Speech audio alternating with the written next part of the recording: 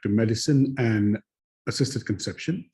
And today I'm going to be talking about a slightly challenging and quite an interesting paper, which takes a long time to review and understand, and gives us some ideas about how the ovary is working. And where this is being used is, to a large extent, this is being used, we can use it, in fact, in cases where we see a defective FSH and LH action. I'm not talking about lower FSH and LH as in hypoc, but rather I'm talking about a decreased FSH and LH actions in medically assisted reproduction. So if we go back to the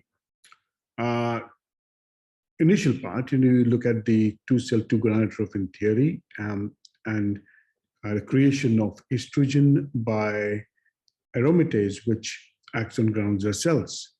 And then the granular cells, under the effect of FSH, stimulate follicles and also influence LH, leading to follicular development and maturation.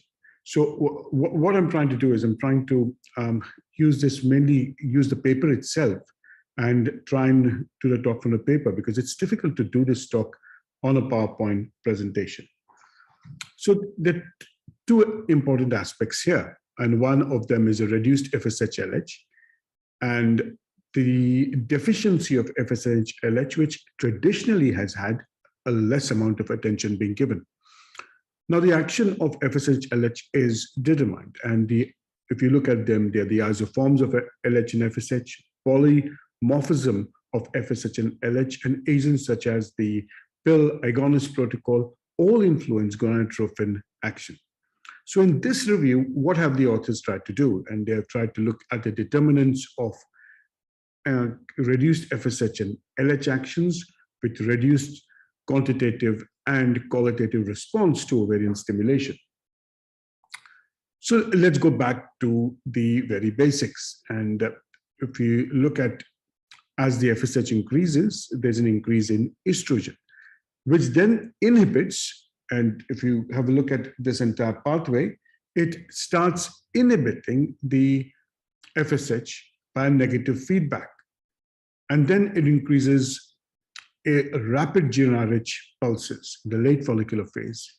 This negative feedback is also supported by inhibin B. In the late follicular phase, there are increased GnRH pulsatility, and this also increases LH, which gets stimulated by increased estrogen. So if you now see what happens after ovulation is there is increased progesterone, and that has a negative feedback on the hypothalamus. So what that then progesterone does is it reduces GnRH pulses. And as the corpus luteum dies and goes towards a demise, then you're looking at GnRH pulses start increasing and FSH starts increasing. So it's a beautiful way in which the GnRH, the hypothalamus and the pituitary start working, and how the GnRH signals keep changing as they keep decreasing, and that's on the effect of progesterone, and they keep increasing, that's on the effect of estrogen and FSH. The AMH also has a new role here. And we have found AMH receptors in the hypothalamus in GnRH neurons. And AMH acts on the GnRH neurons to increase LH secretion. The AMH also inhibits follicular growth by decreasing the sensitivity of ovarian follicles to FSH. So that's, again, one of the reasons, as I said earlier, that AMH is like it holds back follicles. And that's, we know, it has an inhibitory response so that you only lose a certain number of follicles. Now, if you look at the synergistic action of LH and FSH in follicles, so what you need is in a combination of FSH and LH, and it activates progesterone and estrogen in granular cells and luteal cells. We know that FSH receptors are expressed in granulosa cells, and we also find LH receptors in the theca cells of early antral follicles, the granular cells of pre-ovulatory follicles, and the luteal cells. So what I think this review is going towards, it's going towards looking at whether LH is something which we are missing. So in the mid-late follicular phase, both LH receptors and FSH receptors are expressed on granulosa cells. So whilst the FSH is sufficient for follicular growth, even with low LH, as LH increases, the combination of FSH and LH promotes LH-mediated pathways. And what are the LH-mediated pathways? They're ovulation and luteinization. So those are the two essential pathways which are LH-mediated. So let's now come back to the question which this paper is trying to answer. And it's LH and FSH deficiency in medical-assisted reproduction induced by GnRH analog protocols. So you have GnRH agonists and antagonists, and both cause transient LH and FSH deficiency. The GnRH agonist initially increases FSH and LH, and that's the flare protocol, and then is downregulated, occurs at the GnRH receptor site. In the antagonist, it blocks the GnRH responses, and also pituitary response seems to be preserved. So when you use recombinant FSH, the LH is present there is sufficient to stimulate the ovaries. But here is the key. If the LH is lower than the baseline, and that's what they're trying to say, then outcomes may be affected.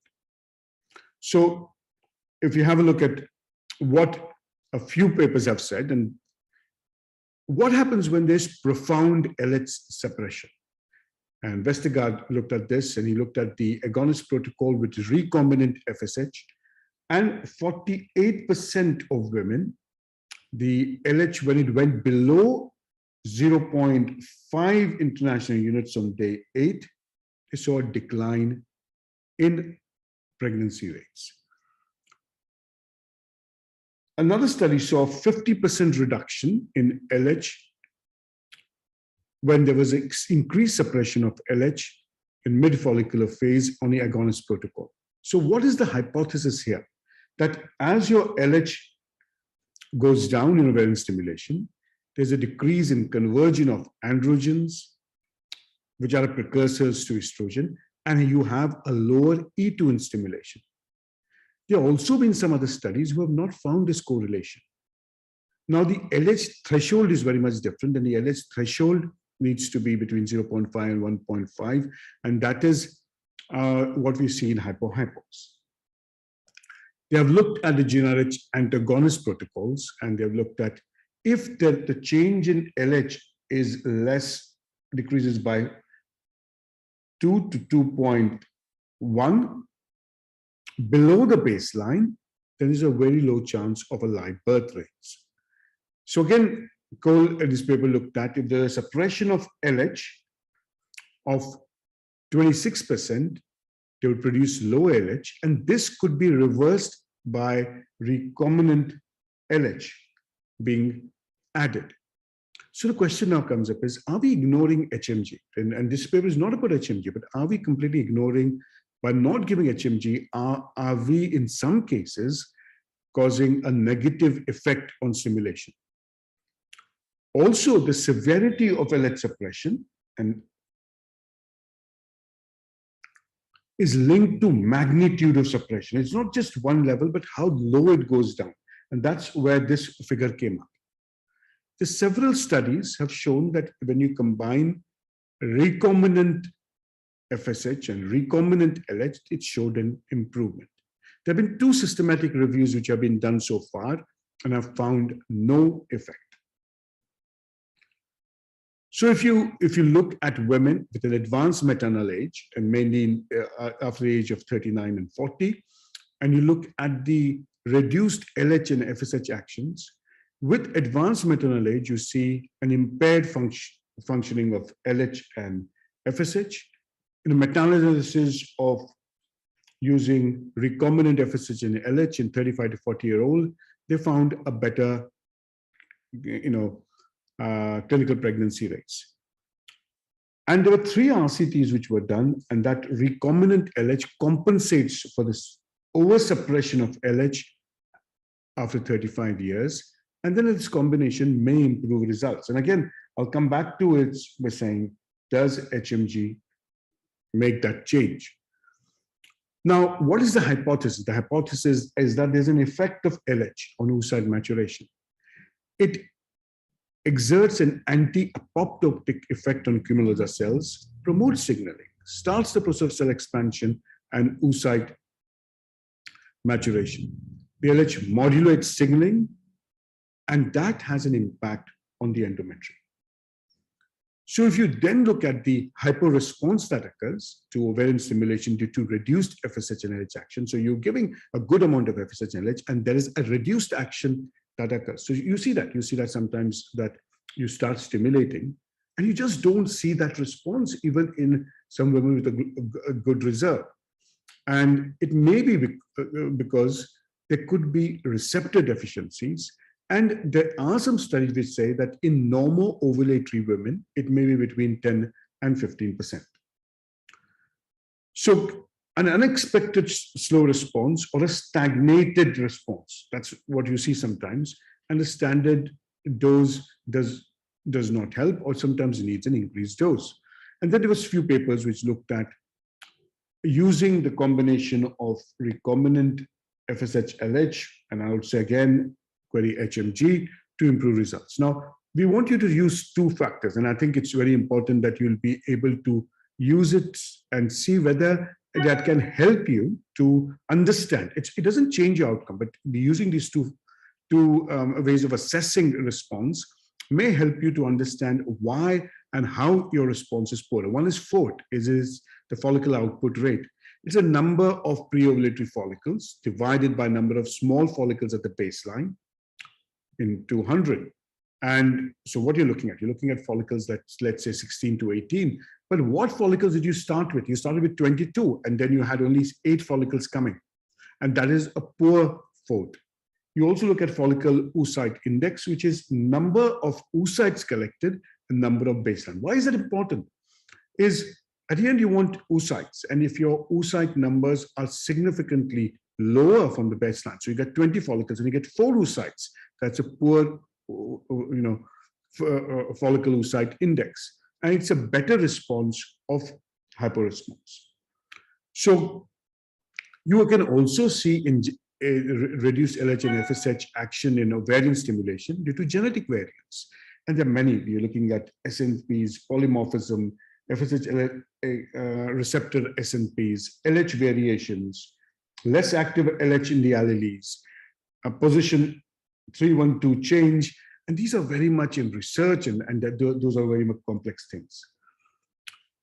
Now, at present, you have to remember that this is one of the most challenging aspects of assisted conception, where you see that there is LH and FSH deficiency. Again, I'm not talking of hypo, I'm talking of LH and FSH deficiency in some women who are normal ovulatory. There is probably a reduced FSH and LH production or action in the presence of normal or low LH and FSH and E2. There could be an FSH LH deficiency which may be underlying. And again, the question would get asked is, would you benefit by using HMG or a combination of recombinant FSH and LH? Recently, there's been Poseidon, which has been patient-oriented strategies which encompassing individualized oocyte number. And they looked at a huge database, looking at Poseidon 1, where there's a good reserve and young patient, and Poseidon 3, which is, again, a low reserve but in a young patient. And response is always lower in women as they get older. Again, in these cases, you'll find that you'll be doing better if you combine FORT and FOI. So what does this conclude? And the reason I brought this paper up again is better to quote their own words, that a reduced gonadotropin production or action may cause clinical significant LH and FSH deficiency associated with reduced gametogenesis and sclerogenesis. This may explain, to a certain extent, it may explain why some women have an unexpected hyporesponse to standard ovarian hyperstimulation, especially with recombinant FSH alone. And in fact, it may affect ovarian response in women who are older. And what you'll have to decide is there will be more studies which will probably start telling us which women, or rather a wide set of women, will have a better response when you combine recombinant FSH and recombinant LH, which means that LH has that huge amount of importance in that small section. Now, let's say about 10% of women who are normal ovulatory, normal reserves, but who have a reduced action of FSH. And then my question would always come up is where I tend to use a significant amount of HMG, and maybe that is the answer. So it's a slightly different way that I try to present it because of the challenges that come up with this paper. Very interesting paper. I'll say it's worth reading this paper, and that will be quite helpful.